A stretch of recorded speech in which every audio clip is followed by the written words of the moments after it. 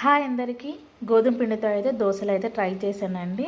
బాగా వచ్చాయి. నచ్చితే మీరు కూడా ట్రై చేయండి. గోధుమ పిండిలో కొంచెం క్యారెట్ తురుము, బఠానీ, ఆనియన్స్, సాల్ట్, కొంచెం రాగి పిండి యాడ్ చేసి ఒక 10-15 మినిట్స్ పక్కన పెట్టుకోవాలి. కలుపుకొని తర్వాత ఇలా దోశలాగా వేసుకోవాలి. పెనం పైన కొంచెం ఆయిల్ వేసి వేసుకొని రెండు వైపులా మూత పెట్టుకొని కాల్చుకోవాలి. మనం కాల్చుకునే దాన్ని బట్టి టేస్ట్ అయితే బాగుంటుంది.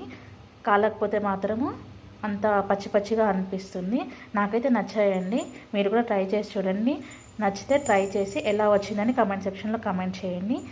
ఇన్స్టెంట్గా అప్పటికప్పుడు అయితే ఇలా వేసుకోవచ్చు. ఇంట్లో ఎలాంటి టిఫిన్స్ చేసుకుందామంటే దోశ బ్యాటర్ కానీ ఎలాంటివి లేనప్పుడు గోధుమ పిండితో చపాతీలు చేసుకోవడానికి మనకి కొంచెం బద్ధకమంగా అనిపిస్తుంది కదా, ఆ టైంలో ఇలా గోధుమ పిండితో దోశలు అయితే ట్రై చేసి చూడండి.